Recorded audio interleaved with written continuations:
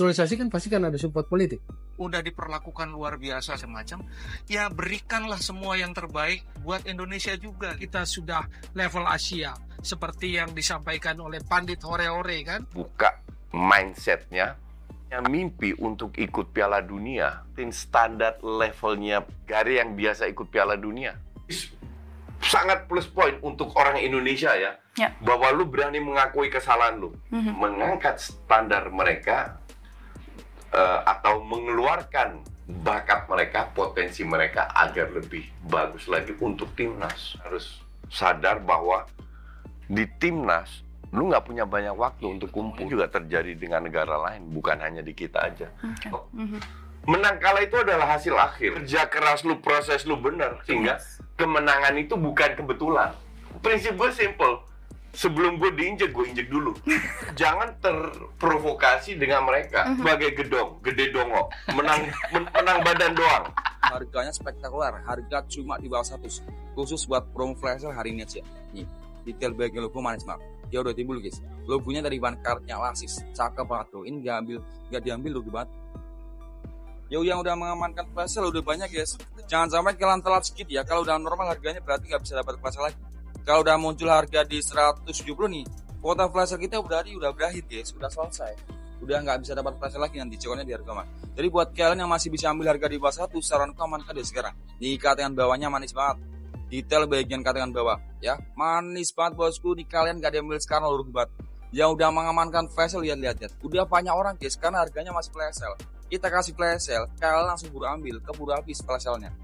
Oke, enjoy the moment. Timnas Indonesia akan menghadapi tim tuan rumah Arab Saudi, dan sekarang timnas Indonesia sedang berjuang, dan kita abaikan para ocehan-ocehan yang dikatakan oleh para cawe-cawe dan anti naturalisasi dari Bung Toel. Dan kalau dibalikkan bahwa apa yang dinyatakan barusan oleh Coach Justin dan pengamat yang kedua ini, jadi ini menepis bahwasanya yang mereka katakan dari cawe-cawe bahwasanya yang dikatakan adalah yang dikatakan pandit-pandit Oreo. Jadi Toel, terutama Toel ini mindsetnya membuat timnas Indonesia tidak maju.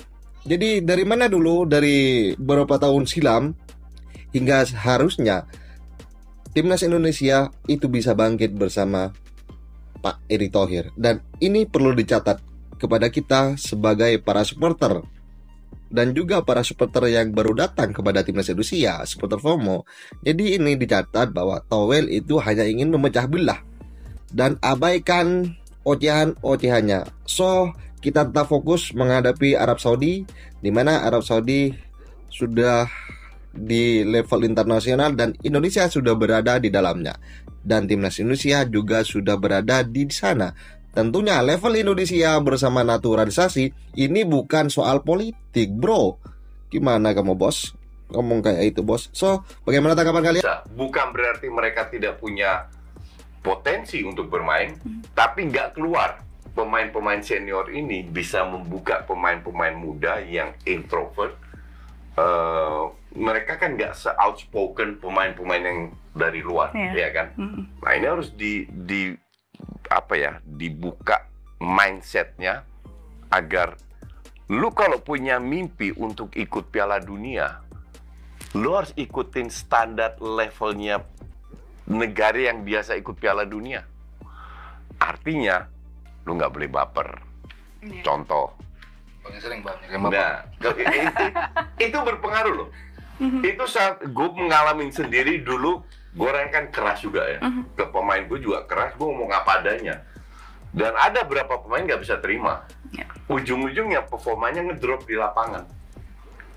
Nah, inilah sekali lagi salah satu fungsi pemain senior yang bisa bahasa Indonesia, yang bisa bahasa Inggris, untuk membuat pemain ini mengangkat level kualitasnya sehingga mereka bisa mendekati pemain-pemain yang sudah biasa main di Eropa.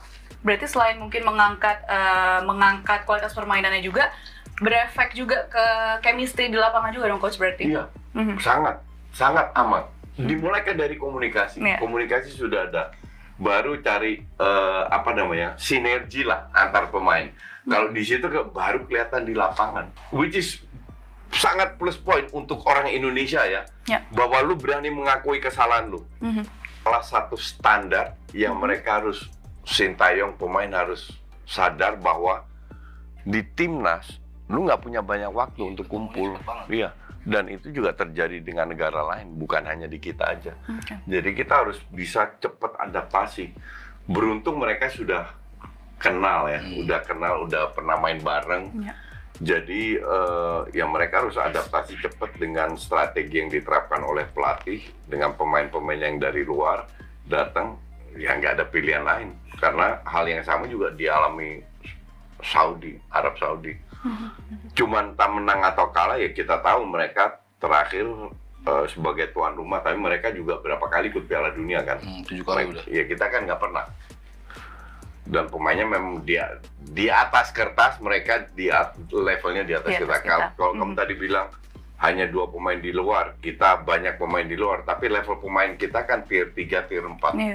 Jadi bukan tim yang benar-benar top. Ya mungkin Calvin Verdong yang tier 2 ya kan? Sama Jay ya kan? Serie A. Ya. Nah, cuman sisanya kan ya ikut Venezia pun rank 19 kalau nggak salah. I mean sisanya Tom Haye bahkan belum dapat klub. Ya, Ivar Jenner main di U23-nya FC Utrecht. Si Stripe, ya dia regular dan dia main di divisi 2. Kita kompak dan kita sudah menunjukkan kita bisa perform lawan kalau kita lihat timnas Jepang, Korea itu sebagian besar dari Eropa yang tier 1-2. Bukan klub asal-asalan. Ya Tomiyasu aja cadangan. I mean ya memang faktanya ini yang kita hadapi. Tapi bukan berarti kita harus ciut. Cuman kalau berharap banyak kita menang itu ya nggak realistis lah. Yang penting perform dengan baik dulu ya. Perform dulu. If you play well, menang kalah itu adalah hasil akhir. Kalau kerja keras lu, proses lu benar, kemenangan pasti datang. Jangan lu mainnya jelek atau apa, berharap gol jatuh dari langit. Ya sekali-sekali you can win the game, sekali-sekali. Tapi yang kita inginkan kan adalah punya pondasi yang kuat, proses yang bagus, sehingga kemenangan itu bukan kebetulan. Berdasarkan gameplay dari pelatih. Nah ini semua kita harapkan. Bahwa ada magic moment lah atau apa, kuat ini dan lain-lain. Mereka mainnya bagus semua, peak perform lawan Arab. Apakah kita bisa curi poin? Bisa aja, tapi peluangnya nggak besar.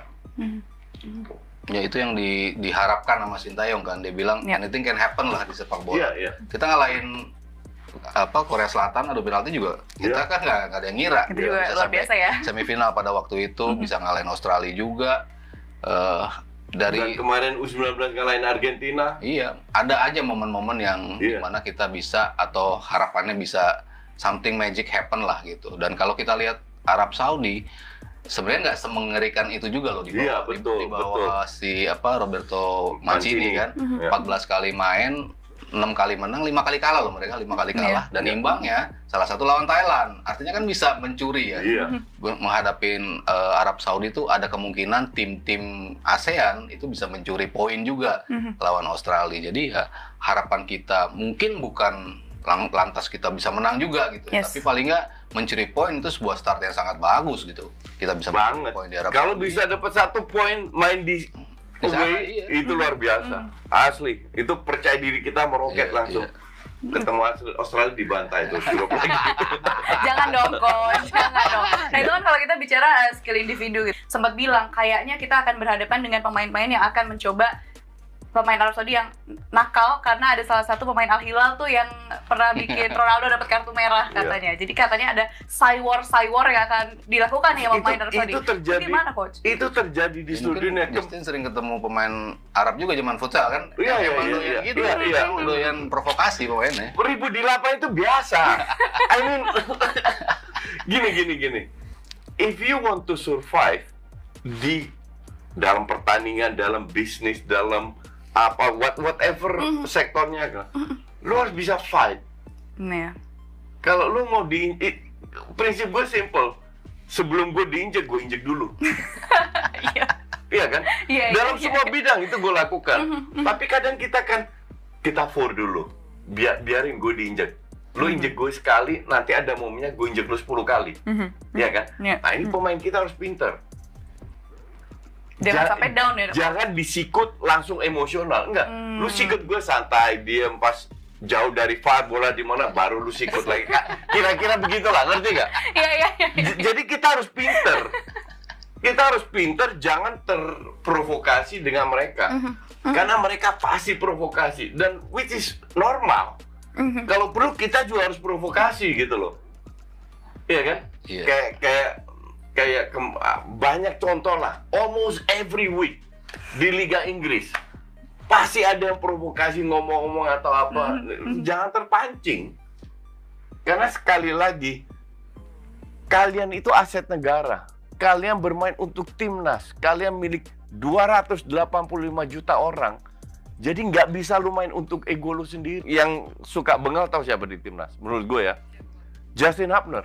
Oh, Hapna. Jahil juga tuh. Itu jahil. Makanya dijulukinnya kan Bang Preman. Iya. Iya. Tapi jahilnya smart. Jahilnya dia smart. Jadi dia seolah-olah nggak sengaja atau apa. Padahal gue tahu ini kampret, ini sengaja ini. Iya kan? Iya, modelnya. Nah, harus kayak begitu. Makanya pemain kayak Justin Hubner ini penting untuk bengal-bengalnya, bikin mereka. Karena kita sebagai manusia, kalau kita emosional, nggak bisa berpikir jernih. Iya. Makanya waktu gue jadi pelatih, gue larang pemain gue semua protes ke wasit. Nah, you have to be smart. Masa lu kalah? Mereka, kalau gue bilang, lu harus anggap pemain Saudi ini masukan buat para pemain Indonesia ya. Lu harus anggap pemain Saudi sebagai gedong, gede dongo, menang badan doang.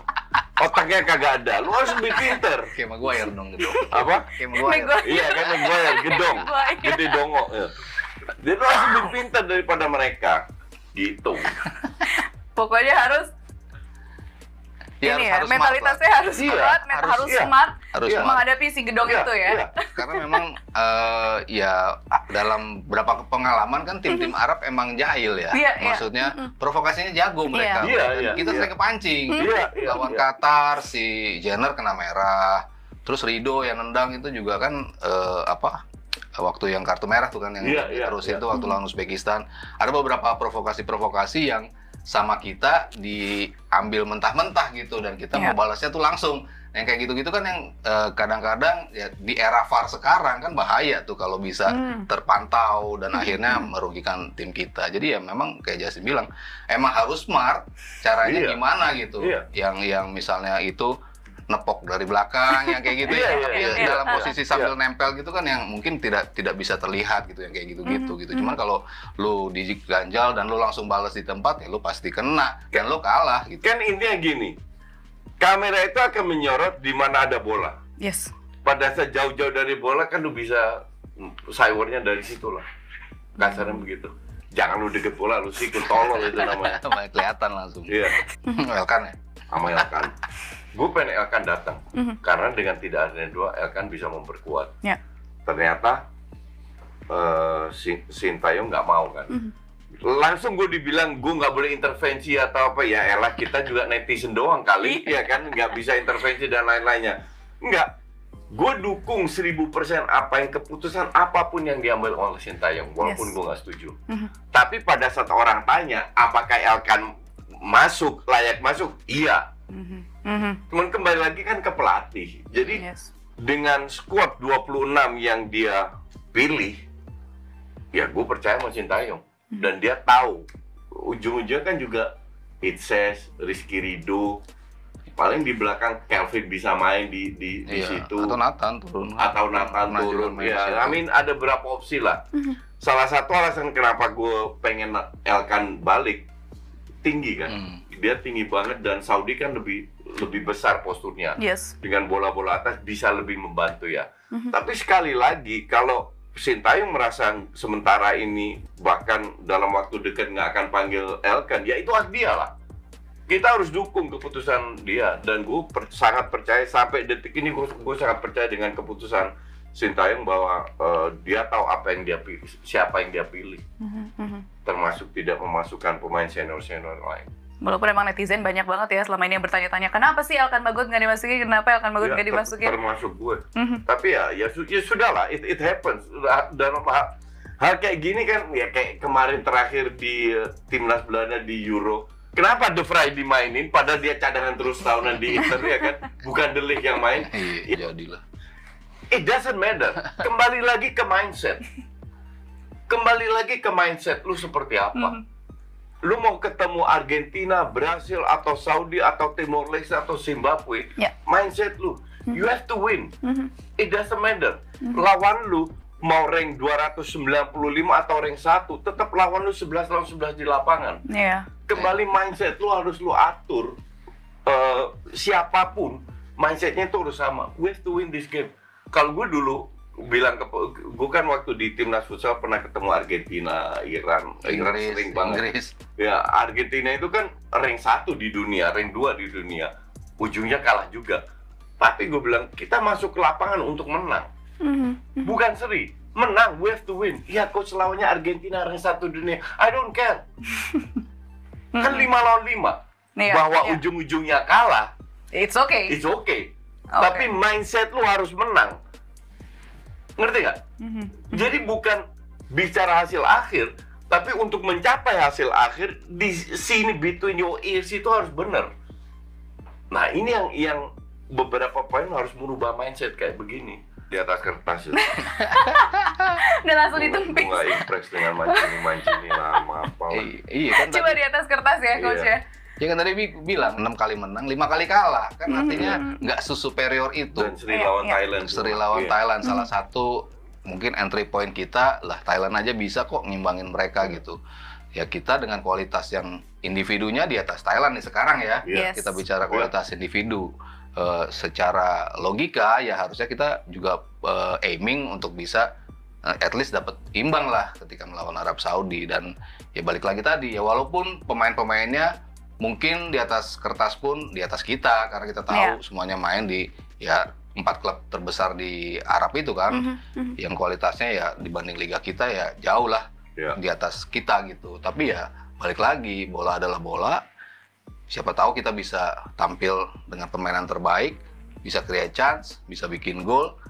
Ujung-ujungnya entah itu menang, entah itu seri ya, itu yang kita harapkan. Dan performa timnas kita sekarang ini justru kita semoga bisa jadi kuda hitam juga ya. Dan semoga justru Arab Saudi yang merasa tertekan dengan permainan kita bisa jadi juga kan coach?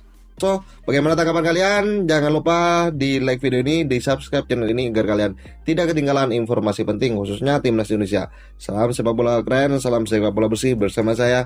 Salam olahraga.